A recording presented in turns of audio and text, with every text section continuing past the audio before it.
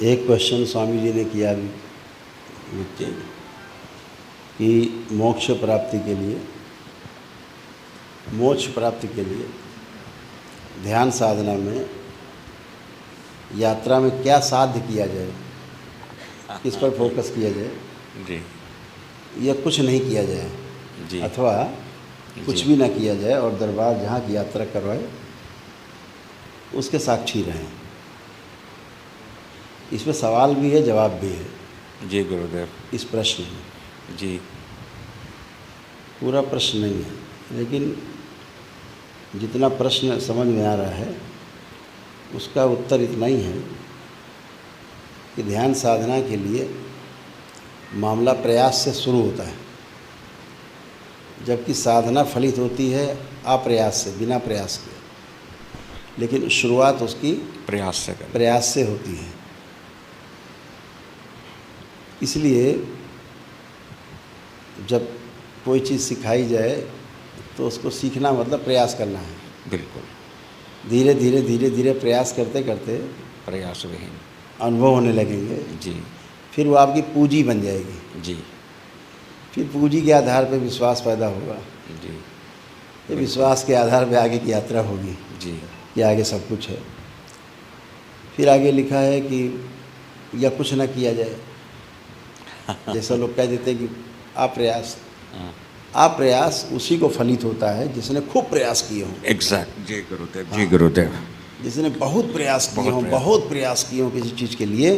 जी। जैसे वैज्ञानिक जी किसी भी खोज में निरंतर बहुत प्रयास करता है, फेल होता है, बार बार फेल होता है, फिर फेल होता है, फिर करता है, फिर फेल होता है जी। लेकिन एक विश्वास उसको रहता है कि हम सफल होंगे। क्यों? उसको कहीं कहीं सफलता दिखने लगती है जी। उस आधार पे और प्रयास करता है। तो प्रयास करते करते जब थक जाता है एक बार आके छोड़ो इसको, नहीं होगा, बस उसी दिन वही से प्रयास सफल होता है। जी गुरुदेव। गैप अंतराल में पहुंच गया। जी गुरुदेव।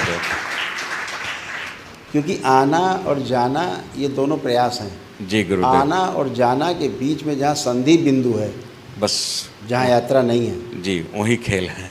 बस सारा सिस्टम वही है जी। वही सब प्रकाश है जी। वही सब कुछ होने का कारण है। जी गुरुदेव। और जो सब कुछ होने का कारण है, यदि आप उसको समझ गए जी तो सब कुछ समझ गए। जी गुरुदेव। इतनी बात है। तो ध्यान साक्षी भाव से ही संभव है, शुरुआत में प्रयास से। इसीलिए गुरुकुल होते हैं, इसीलिए परंपराएं होती हैं, इसीलिए सिखाया समझाया जाता है। तो जैसे निद्रा लाने के लिए ऐसा नहीं कि आप खड़े खड़े सो गए, गिर गए। आपको लेटना होता है, जी। आराम मुद्रा में होना होता है। आसन ऐसा होता है कि नीचे कुछ चुभे नहीं जी।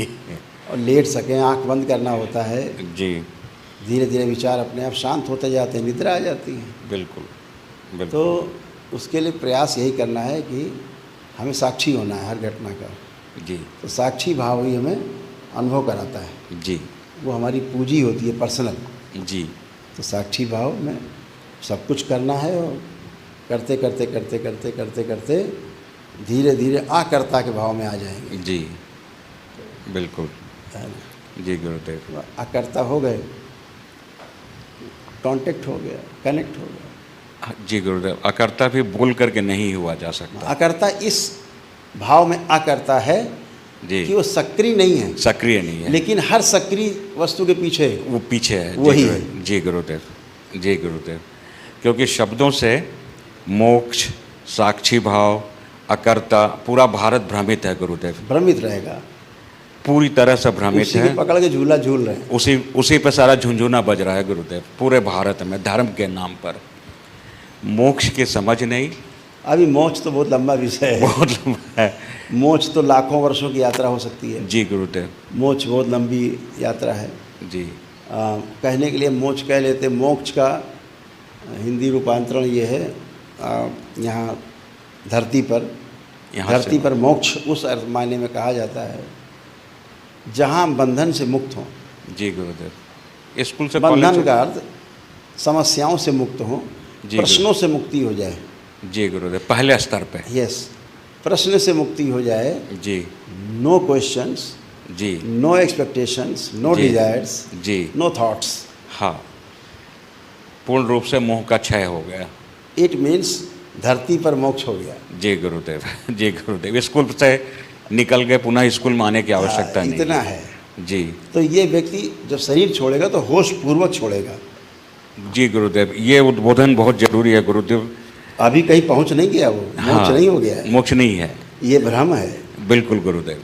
ये समाधि की अवस्था है जी जो अभी जी किया जी एक्सप्लेन।